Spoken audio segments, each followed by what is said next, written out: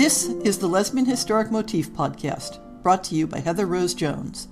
The show looks at lesbian and sapphic themes in history and literature, and historical fiction with queer female characters, including fantastic versions of the past. We present research, interviews, news of the field, book listings, and original historical fiction for your enjoyment. For even more historic research, check out our blog.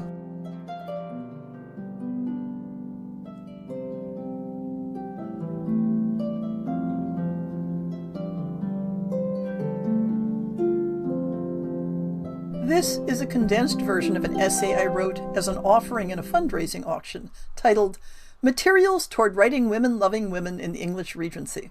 The full version will also eventually appear in the book version of the Lesbian Historic Motif Project.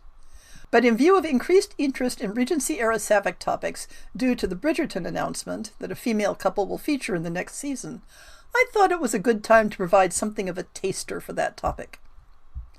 Historic eras don't have hard boundaries, and the social conditions that apply at a particular time have earlier roots and later echoes, so this discussion actually covers what might be called the Long Regency in the first several decades of the 19th century. England is the focus, but research is drawn from the British Isles in general. Although I've tried to include a broad range of social and economic circumstances, documentary evidence is most available for the aristocratic and educated middle classes, especially when it comes to interpersonal relationships. Marriage dynamics strongly affected not whether women fell in love with each other, but how they were able to act on that love, whether in terms of personal autonomy or finances. Larger social dynamics around marriage affected how society thought about women being single and about female cohabitation. Of course, married women could have relationships outside the marriage, but I'll be focusing on monogamy. In the first 2 decades of the 19th century, the percentage of women who were surplus, outnumbering men, was between 5 and 8%. That's an overall figure, and largely due to military casualties in the Napoleonic Wars. Since prime military recruiting age was also prime marriage age, the surplus of women at the typical age of marriage was likely even higher. The average age for women who did marry was in their mid-20s, later for the poor or city dwellers, and earlier for the aristocracy or the rural working class. For the upper classes, social taboos and financial dynamics were a major factor. Almost a quarter of aristocratic women never married, while among the gentry, middle class, and working class, the never-married rate was lower, but might still be 10 to 20%. Working women might delay marriage while saving up a nest egg.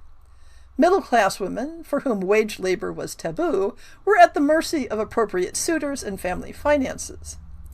Families in trade that had accumulated wealth were better able to provide either dowries or a source of income for daughters who didn't marry, whereas fathers in professions, including the clergy, medical professionals, intellectual professionals, or those in government positions, might have little in the way of spare resources to establish their children and leave nothing at all after death. Besides an insufficient dowry, women might remain unmarried due to family care responsibilities or being unable to marry a specific chosen partner. But sometimes unmarried women cited viewing marriage as a form of servitude, a fear of constant childbirth, or intellectual pursuits that would be incompatible with marriage. And conversely, independent financial resources the woman controlled herself, such as a legacy, could enable her to avoid marriage. Although there was usually a strong family pressure to marry, women at all levels of society were able to successfully resist the pressure, despite sacrifices. It was not shocking or scandalous for a woman to deliberately choose to remain unmarried, only unusual. Rarely would she mention attachment to a female friend as the primary reason for doing so, but gossip suggests this as a motive in certain cases. At the same time, there was a peculiarly English streak of antipathy toward never-married women, viewing them as simultaneously sexually frustrated and as undesirable to men. Sound familiar? One thread of this viewed motherhood as a form of patriotism, where women's purity and fertility reflected the national character. But hostility to old maids especially as expressed in literature, only rarely included accusations of lesbianism. The situation of widows was different. Widows had done their duty and were not automatically expected to remarry, though many did. The financial situation of widows could vary tremendously from abject poverty and ruin to personal control of a significant fortune, depending on the specific family dynamics. For the lucky few, it offered the control over one's own fortune and living situation that could enable her to share her life with a female partner. She had two major advantages. She was already mistress of her own household, and she didn't need to protect her sexual reputation. One of the themes in the Regency era is the importance of socializing with known quantities and the hazards of becoming friends with unknown strangers. Just as one doesn't dance with a man until one has been properly introduced, one generally socializes with and befriends women who are met through existing family and community connections. The key element is that women socialized with women. Interactions with men outside the family were formal or professional. Middle and upper class society especially was strongly gender segregated, with women's everyday social lives primarily involving other women. Friendships and casual socializing with other women were completely expected and needed no special justification, whether it involved visiting, shopping, intellectual pursuits, or cultural events. The preceding largely describes the lives of middle and upper class women, who had some degree of available leisure time. But among the lower classes, it was still the case that all women's emotional lives largely centered around other women. It is one thing to not be married, and another thing entirely to establish an independent household, though a separate household isn't essential for enjoying a romantic partnership with another woman. Long-term visiting or semi-permanent residence with another family could arise for any number of reasons, as charity, companionship, or family ties. Unmarried women in the same household typically shared a bedroom and even a bed without comment. But how typical was it for an unmarried woman to set up her own household? In the 18th century, about 5% of unmarried women under age 45, including widows, headed a household, while for those over 45, as many as 40% had their own household. 40% isn't simply possible, it's ordinary. But it was only ordinary for certain demographics. Class comes into this, as in all things, and many of these heads of households may have been working women. Poor and working class women had the most options for supporting themselves, however precariously. Domestic service was a major employer of unmarried women, though the personal lives of servants were closely supervised and free time was quite limited. Women might carry on an independent business in some fields, either alone or in partnership. For middle-class women, professions such as education or writing were acceptable if one had the aptitude, though they paid badly. Such professions were only really possible if one remained unmarried. Family money was another route, given the right circumstances, and some women were able to turn a nest egg into a solid living through wise and lucky investments. Luck might also provide a bequest from a wealthy relative or family friend.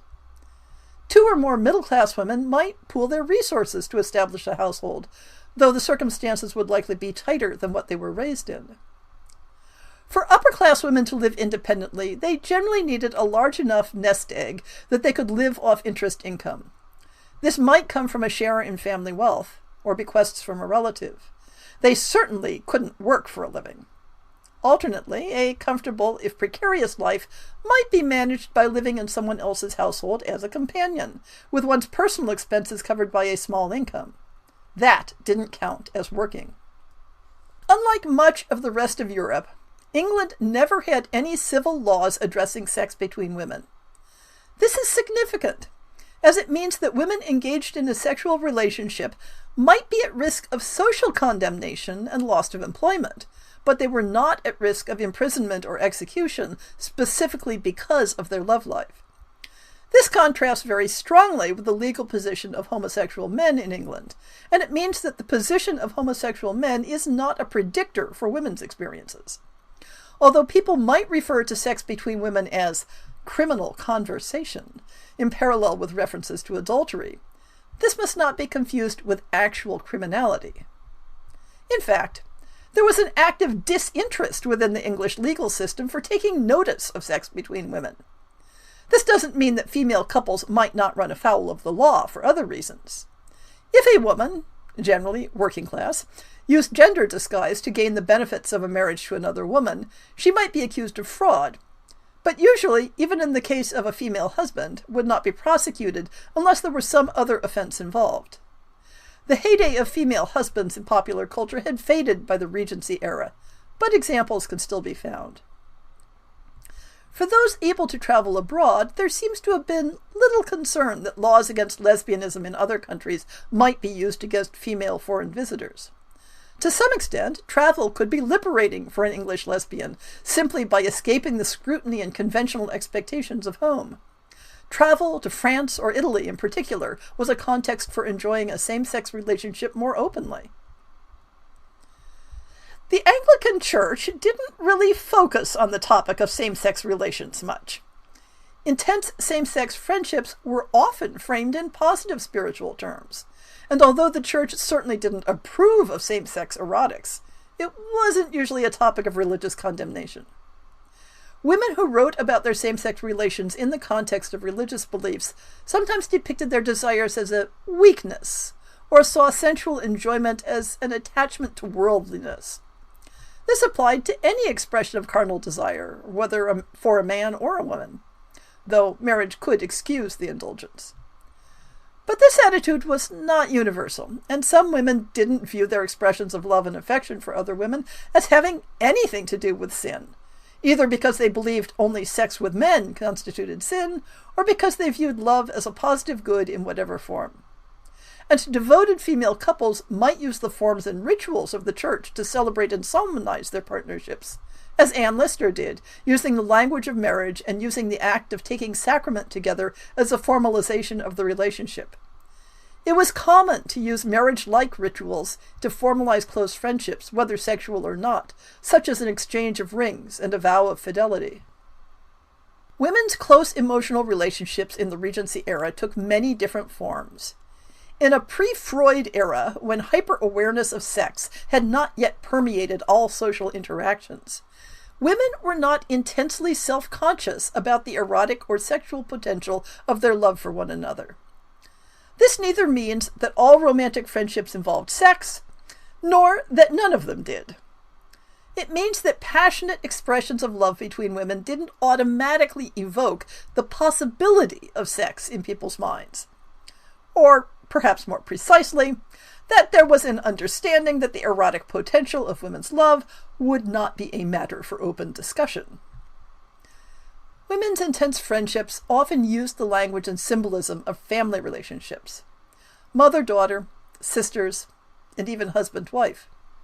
Sisterhood was a particularly important model for many romantic friends. And consider that this was an era when husbands and wives might call each other brother and sister, so it didn't have implications of incest. It was common for female friends of all types to refer to each other as sisters. Sisterhood represented a close, supportive bond between equals in age and status. Sororal relationships were expected to include a component of physical affection and emotional closeness, as well as an expectation of mutual financial support within a larger family network. Sisterhood was a natural model for intimate friends to use with each other for a lifelong bond. Women's intimate relationships might be established at any age from girlhood on. At younger ages, they might develop at school or between women with familial connections. At older ages, they might arise within an existing social circle or via introductions by a mutual friend. Among the working and mercantile classes, either family relations or occupational contexts might provide the connection. The simple fact of intimate female friendships was a given during the Regency era, and in the centuries to either side of it. Romantic friendships were, to some extent, a cultural pattern that all middle and upper-class women were expected to participate in. As sentimentality was an expected part of these friendships, they were a context in which passionate and erotic relationships could easily develop and flourish, and a context in which the dividing line between platonic and erotic relationships was not easily traced, either for observers or for the participants themselves. Women's friendships in the 19th century were never just one thing. They operated on several continuums. It is neither accurate to say that friendship never had an erotic component, or that it always did. The one doesn't negate the other.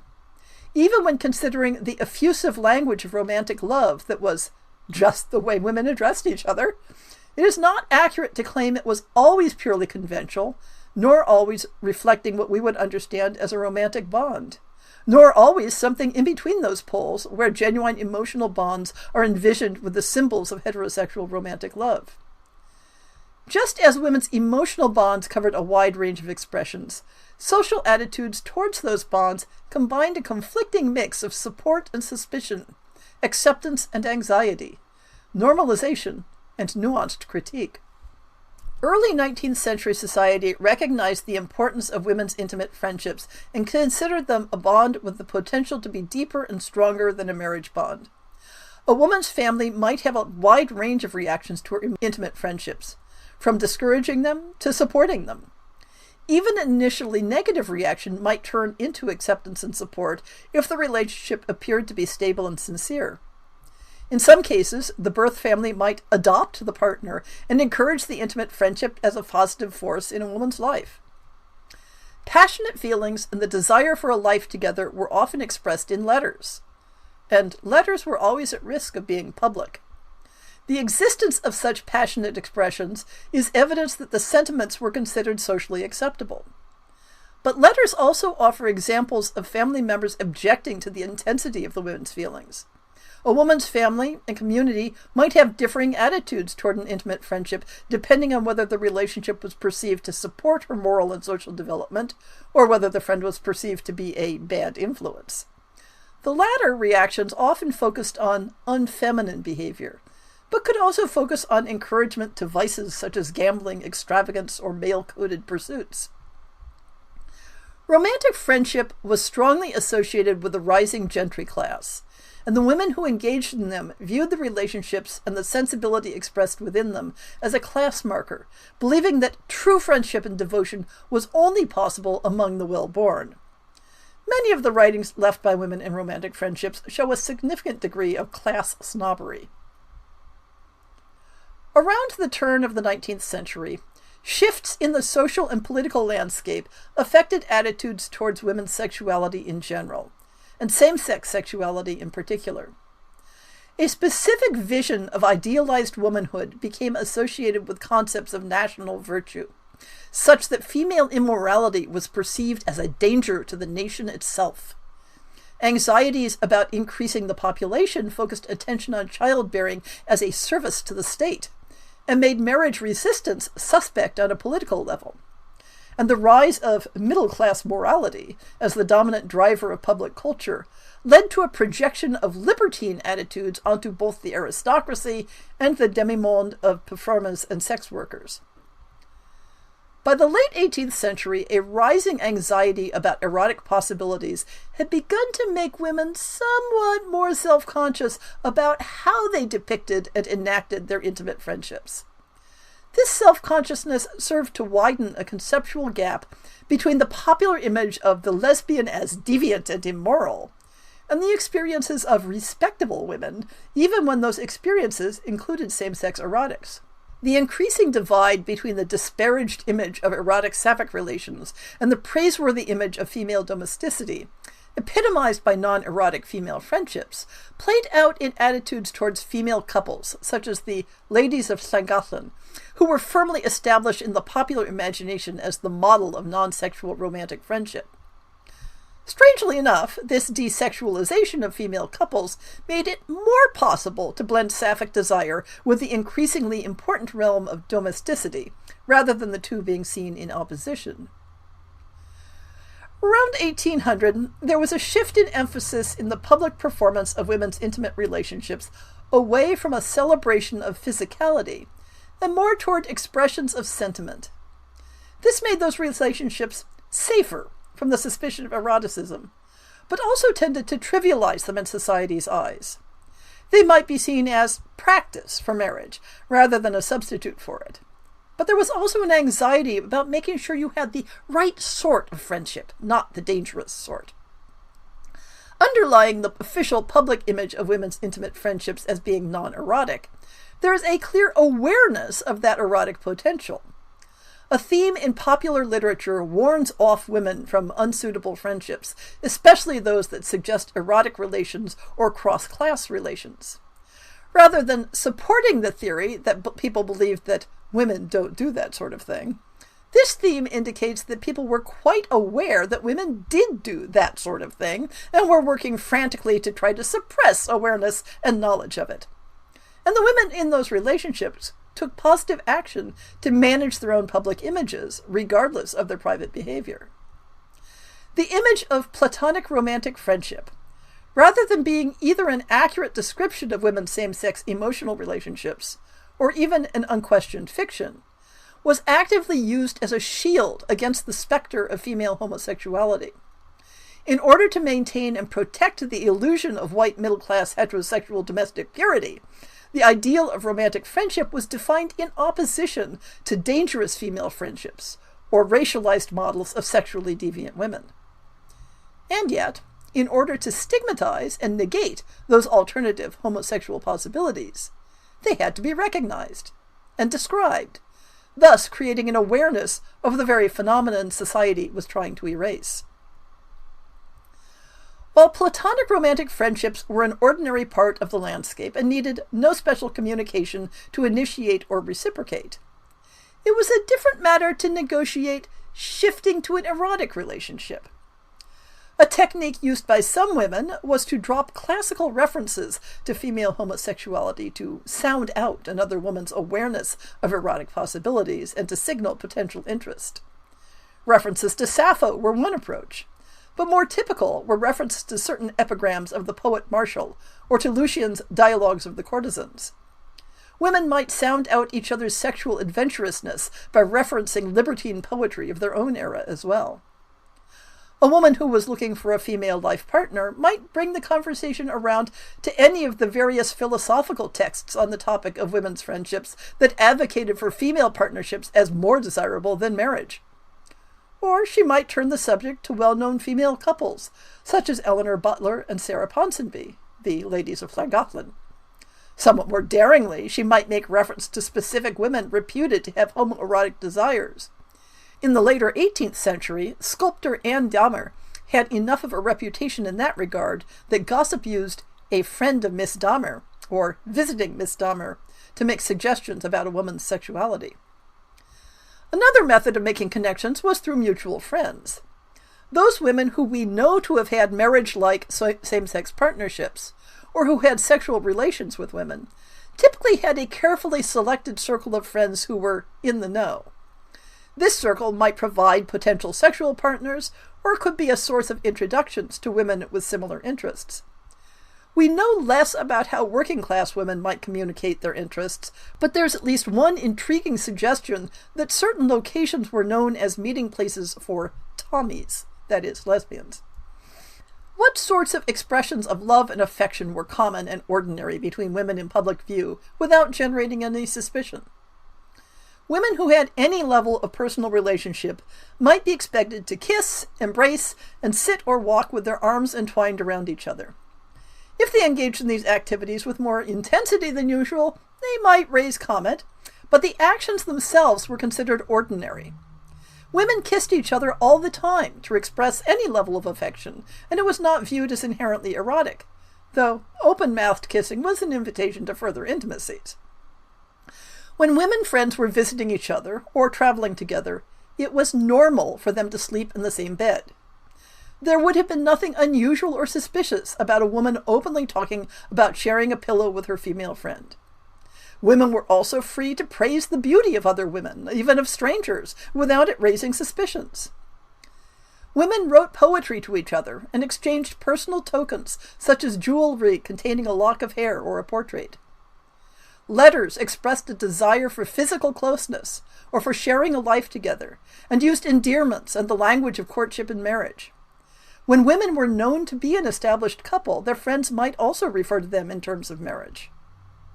When an intimate friendship that had been considered to be primary, special, and exclusive was disrupted either by a loss of interest on one part, by marriage of one partner, or by the transfer of primary affection to a different woman, Poems and letters expressed a sense of hurt or betrayal in language very much like what would be used for a heterosexual breakup. The latitude for women's behavior toward each other in public was paralleled by private behavior. Keep in mind that being private in a bedroom together was not automatically considered to imply erotic activity. Or rather, that it was in the interests of society to suppress the idea that two women being private together in a bedroom or in bed could imply an erotic relationship. Privacy provided many contexts for same-sex affection, flirtation, and erotic teasing, sometimes with a role-playing approach, with one woman saying to another, "If I were a man, here's how I would feel about you and what I might like to do with you." It's tempting to think that sex is sex and people do what comes naturally. But aside from certain mechanics necessary for procreation, which is definitely outside the scope of this discussion, sex is a very social activity. Specific sexual practices and their meanings are anything but universal. We must ask not only what erotic practices were Regency-era women known or thought to engage in, but also, what did people think about those practices? What meanings were placed on them? And one of the biggest parts of that question is, what practices did people categorize as sexual acts? In this section, I may use the shorthand lesbian sex as a reference to such practices, not as an assumption of sexual identity. Researching this question is hampered by the question of who was writing about lesbian sex. The social constraints on what was felt appropriate for women to write about, combined with what we may assume was a significant amount of self-censorship, either during the writing or via destruction of letters and papers by the author or the author's family, means that the vast majority of surviving documentation of lesbian erotic practices was created by men and may reflect men's fantasies and anxieties more than it reflects women's practices. That said, we do have one outstanding record of a woman self-reporting her sexual desires, practices, and strategies in candid detail. Anne Lister's diaries. Lister wrote the most explicit parts of her diaries in a cipher, using code words and phrases for certain acts. A kiss, quote-unquote, was an orgasm, not as a euphemism, but as a rote substitution. She had an idiosyncratic vocabulary for certain things. It was either her own invention or was so far outside polite usage that we haven't encountered it in other texts. To grubble meant something like manual stimulation of a partner's genitals, often while clothed.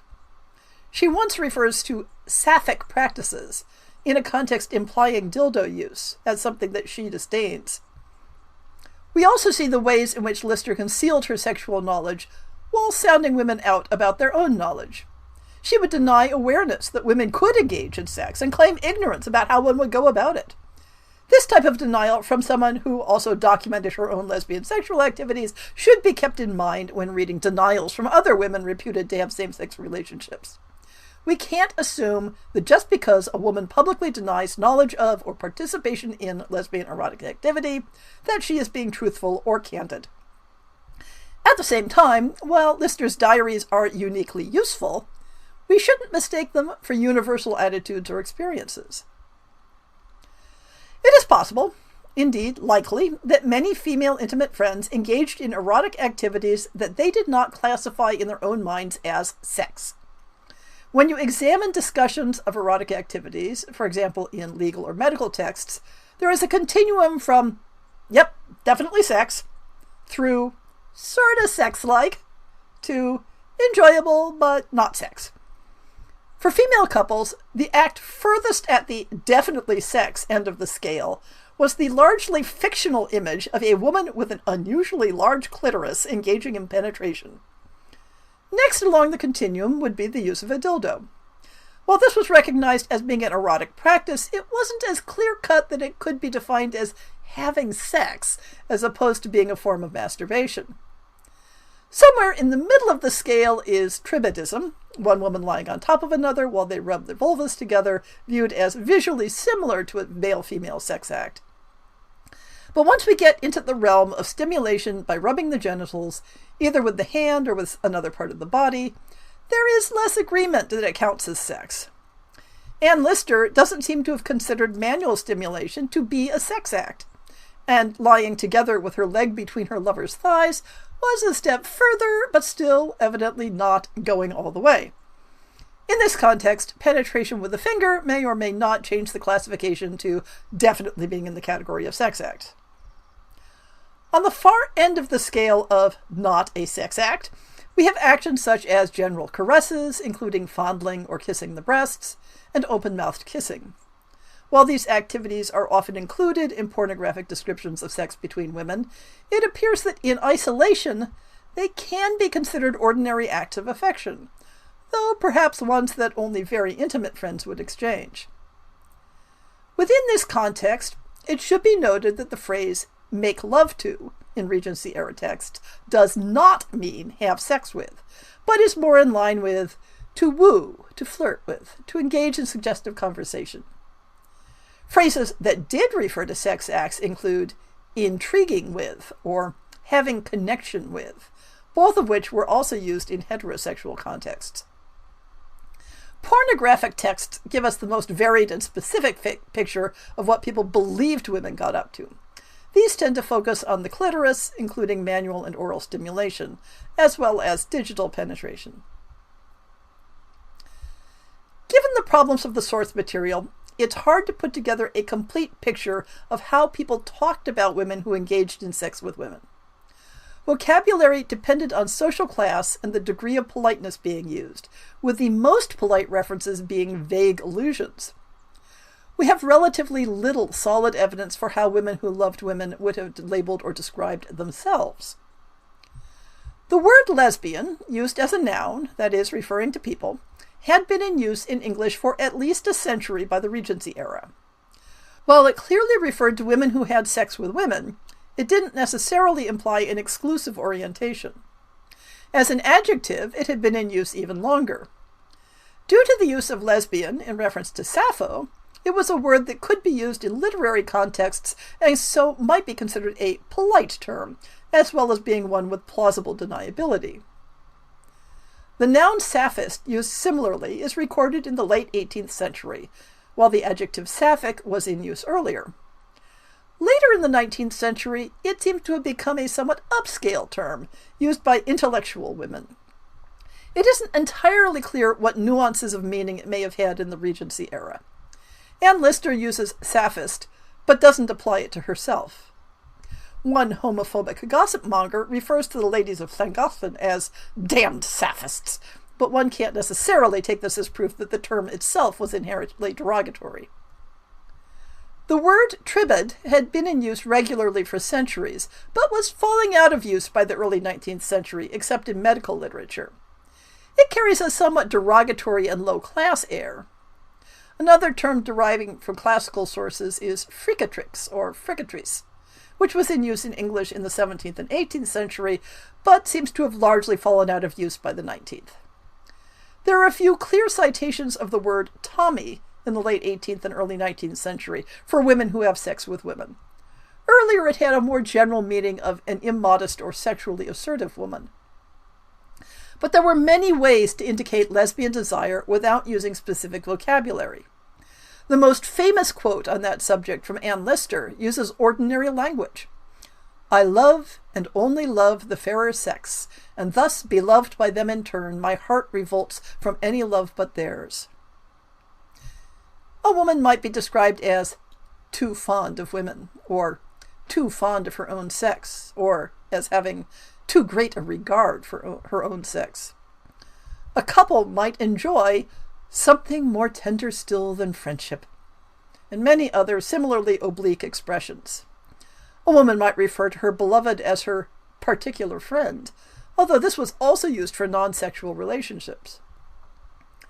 When we separate out the concept of intimate friendship from sexual relationships, the public attitude toward the latter was generally negative. In the 18th century, sex between women fell within the general category of libertinism and wasn't necessarily considered different in kind from heterosexual fornication. But the 19th century saw a shift toward valorizing a middle-class conservative morality that emphasized marriage and motherhood and promoted the image of women as sexually passive. Because lesbian sexuality fell entirely outside the realm of wife and mother, It was no longer considered simply an aberrant libertine experience, but was viewed in active opposition to the goals of society and the state. At the middle and upper levels of society, lesbian relations now had the potential to destroy a woman's reputation such that she was treated as a non-person. Among the lower classes, lesbianism tended to be viewed not as a specific category of misbehavior, but as part of a general pattern of antisocial behavior mixed in with drunkenness and prostitution. It was also considered to be associated with foreignness and with non-white cultures. Part of the 19th century cult of female domesticity was the idea that white, middle, and upper-class female sexual purity was an essential component of the general morality of society. Women couldn't be trusted to protect their own purity. Therefore, it was necessary to protect them from corrupting ideas. One strategy was to censor sexual topics in literature that was aimed at or accessible to women, such as reference works, health manuals, news reports, and fiction. Even condemning or discouraging a behavior was done obliquely, lest women be exposed to ideas they might then explore. So, for example, references to sex between women were hidden behind phrases like "topics not fit to be mentioned." Another strategy was to describe situations on the edges of possible lesbian behavior and condemn them in ways that didn't refer directly to sex. Both conduct literature and popular novels warned against inappropriate friendships or masculine behavior. A more positive approach was to create an idealized image of what female intimate friendships ought to be like, that specifically excluded sensuality and sexuality. Real-life examples of such safe intimate friendships carried the hazard of breaking the illusion, so novels were a surer vehicle to teach the differences between the acceptable and unacceptable.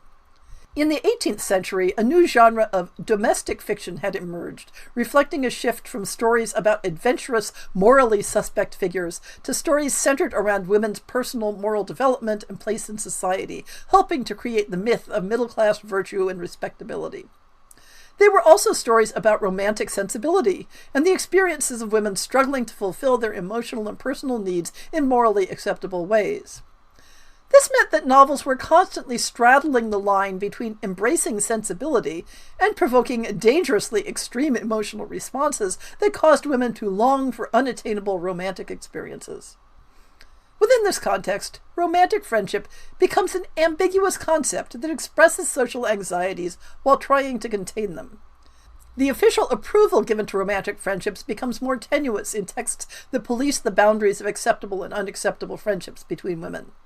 While depictions of female intimate friends in these novels include idealized romantic friendships and often support the premise that female friends are more reliable and faithful than male suitors, they also offer cautionary tales about unsuitable friendships and types of women who pose a moral danger. Positive depictions of Sapphic characters in domestic novels tend to be restricted to the female confidant who is an emotional rival to the male character, but who rarely gets the girl, and the female companion who saves the damsel in distress in a Gothic adventure. More overtly Sapphic characters tempt the protagonist to transgressive behavior, which is inevitably punished or mocked, and exist to contrast with approved behaviors and characters. The rise of the seductive lesbians of decadent French literature was just beginning at the end of our long Regency, but had not yet significantly infiltrated English works. Censorship had its limits, though, and could only succeed if women's access were restricted to approved genres. Pornographic literature, which assumed a male readership, included explicit descriptions of sex between women, typically framing the experience as practice for heterosexual relations or as part of a generally uncontrolled sexuality. Visual works were another category where same-sex erotic interactions may be depicted. Certain mythic motifs, such as Diana and Callisto, or Diana and her nymphs generally, were used as a context for showing fictionalized women in suggestive or explicit poses. But more middlebrow art, such as satirical political cartoons, made use of depictions of rather tame eroticism between women, as in a cartoon depicting the wives of two prominent politicians embracing and kissing on a park bench as their husbands watch helplessly from behind the shrubbery. What was the overall framework of how people in Regency England understood gender and sexuality? Models of gender and sexuality have always been inextricably entwined with each other in history. the ways in which cultures categorized both gender and theories of sexual desire have varied considerably. To vastly oversimplify a complex subject, the Regency era inherited two general models of same-sex attraction, which can be shorthanded as the difference model and the similarity model. The difference model focuses on erotic desire and holds that attraction is driven by contrasting and complementary roles assigned as masculine and feminine. If a woman finds herself attracted to a woman, it's due to some sort of inherent masculinity, either of body or personality. This model assumes that in any female couple there will be one masculine partner and one who is simply an ordinary feminine woman responding to that female masculinity. It wasn't so much a concept of same-sex desire as heterosexual desire within a transgender framework, although without accepting transgender identity as valid. In earlier centuries, theories about sex difference included the idea that sex was a continuum with male at one end and female at the other.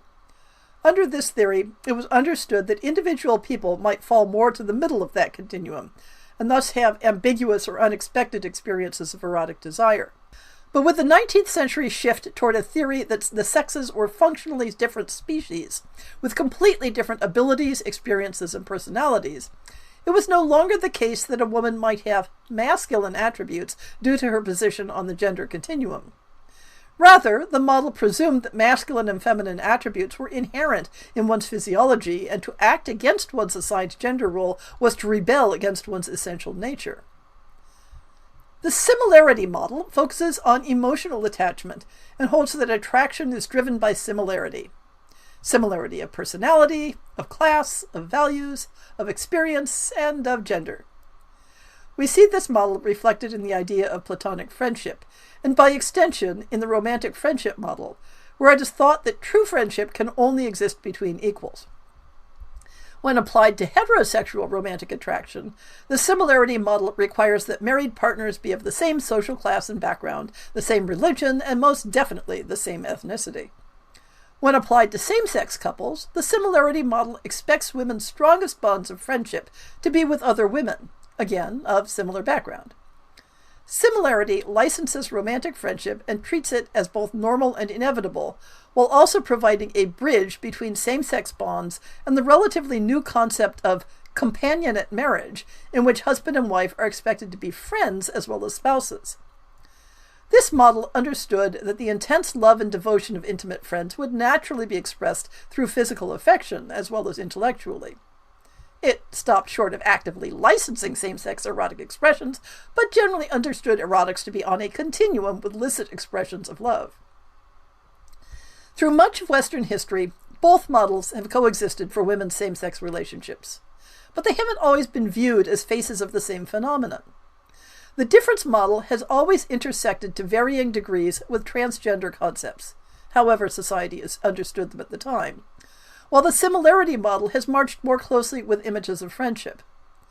One consequence is that, in recent centuries, society has been more likely to attribute sexual desire to the difference model than to the similarity model.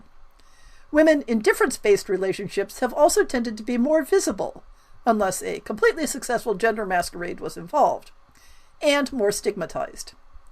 Mannish women were stigmatized whether or not they engaged in same-sex relationships.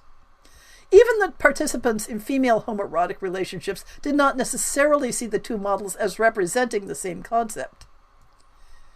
The 18th century had included an additional model for erotic relations between women, the libertine model, which was more of a pansexual appetite that made no particular distinction in the gender of the object of desire. This model had largely faded away by the early 19th century in favor of the beginnings of the idea of same-sex desire as a distinct sexual orientation. These models were not always clearly distinct. The libertine model might be blended with either the difference or similarity model. Think of them as tropes that could be combined or used in isolation. During the Regency era, there would be plenty of older women who had grown up during times when the libertine model was still active, resulting in different generational attitudes. Both Regency-era models of desire could be viewed as natural. The difference model, due to the inherent masculinity of the active partner, and the similarity model due to the expectation that love naturally grew out of devoted friendship that relied on a similarity of tastes and interests. They were not equally accepted by society, but that was more due to reaction against gender transgression rather than to the emotional bonds involved. There are scattered examples of women in the Regency era expressing the opinion that love between women should be considered equivalent to and as acceptable as love between a man and a woman, though this view was not widely embraced. It can help to situate Regency-era attitudes within the context of what came before and what came after.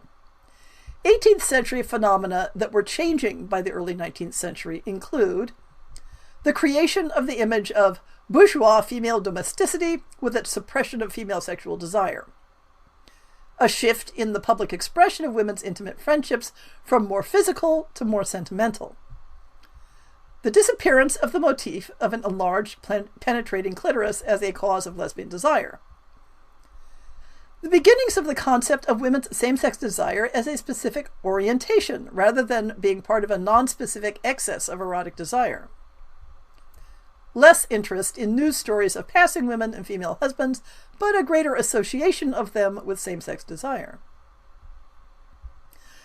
Later 19th century phenomena that had not yet impacted Regency-era culture include the French fascination for decadent lesbianism and the resulting explosion of this literary genre, sexological theory and generally psychological theories of gender identity and sexuality, which were still more than half a century in the future.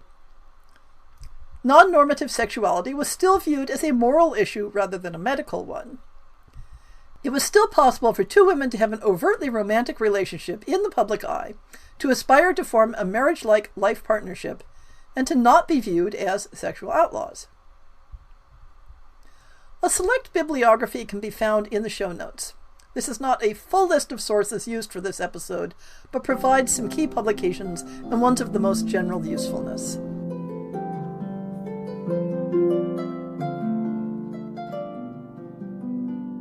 I hope you've enjoyed this episode of the Lesbian Historic Motif Podcast. See the show notes for links to people and topics. Most shows will have a transcript linked as well. If you have a book announcement, a topic suggestion, or might like to appear on the show, please drop me an email. If you enjoyed this podcast, please rate it and subscribe on your favorite podcast app, and consider supporting our Patreon.